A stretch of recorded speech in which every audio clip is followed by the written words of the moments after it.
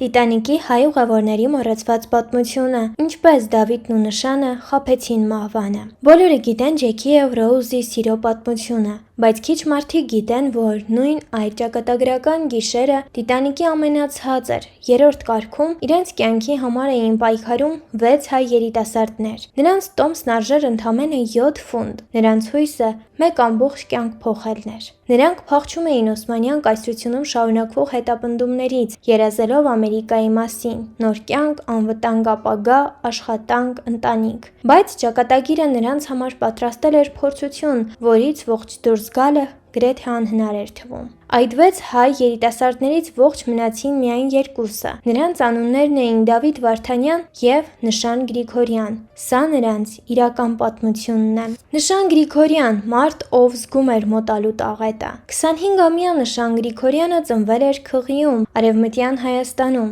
Նա տիտանիկ էր բարձրացել ծանր սրտով։ Ընկերների վկայությամբ Նշանը սարսափելի վախենում էր ջրից և նավ նստելուց առաջ մի քանի անգամ ասել էր. «Ինձ թվում է, մենք տեղ չենք հասնի»։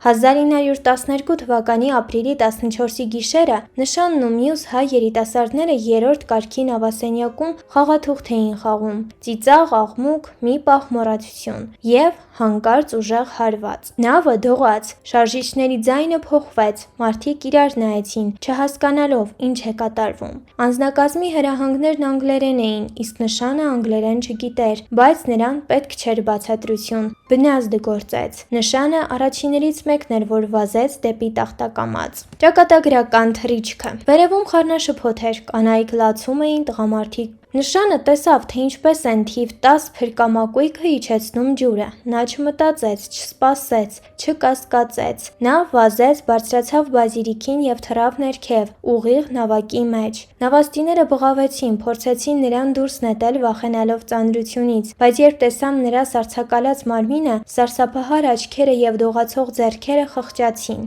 Այդ մի վայրկյանանոց թռիչքը փրկեց Նշանի կյանքը։ Դավիթ Վարդանյան, պայքար սառցե մահվան դեմ։ Դավիթ Վարդանյանն ընդամենը 22 տարեկան էր։ Նա նույնպես Քղիից էր։ Երբ խուճապը սկսվեց, երրորդ կարգի ուղևորների համար նախատեսված դարպասները փակ էին։ Մարդիկ աղաղակում էին ներսում, փակված, դատապարտված։ Դավիթը չհանձնվեց։ Նա կոտրեց արգելքները, բարձրացավ վերև, բայց արդեն ուշ էր։ Փրկամակույկները գրեթե բոլորը հեռացել էին։ Նավը թեքվում էր, ջուրը բարձրանում։ Դավիթը հասկացավ՝ մնալը մահ է։ Նա ցատկեց Սառցե օվկիանոսը, ջրի ջերմաստիճանը մոտ -2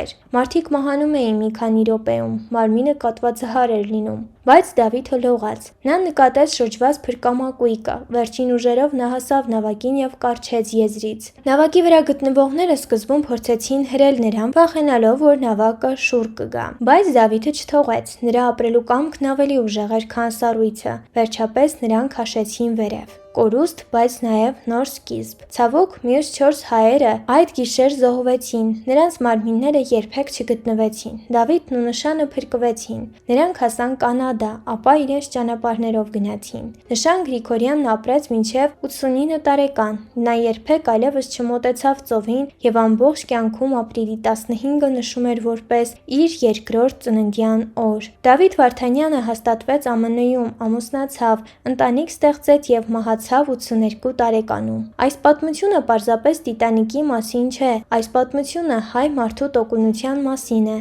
Մարդիկ, ովքեր փրկվեցին կոտորածից, փրկվեցին դարի ամենամեծ աղետից և զրոյից կառուցեցին իրենց կյանքը օտար ափերում։ Այս պատմությունը աշխարհով մեկ սփռված մեր միլիոնավոր հայերից ընդամենը 2-ի կյանքի պատմությունն էր։ Եթե այս պատմությունը քեզ հուզեց, եթե ուզում ես լսել նմանատիպ պատմություններ, որոնք քեզ ոչ ոք ոչ միտեղ երբևիցե չի պատմում, եթե ուզում ես բացահայտել մոռացված ճակատագրեր ու իրական հերոսներ, ապա բաժանորդագրվիր իմ ալիքին, սեղմիր հավանելու կոճակը և գրիր մեկնաբանությունում։ Դու մինչև այսօր գիտեիր, որ Տիտանիկի վրա հայեր են եղել։ Առաջիկա տեսանյութերում ավելի շատ անհայտ պատմություններ, ավելի շատ ճշմարտություն և պատմություններ, որոնք արժանի են հիշվելու։ Շնորհակալություն, որ լսեցիր տեսանյութը մինչև վերջ։ Մինչ նոր հանդիպում։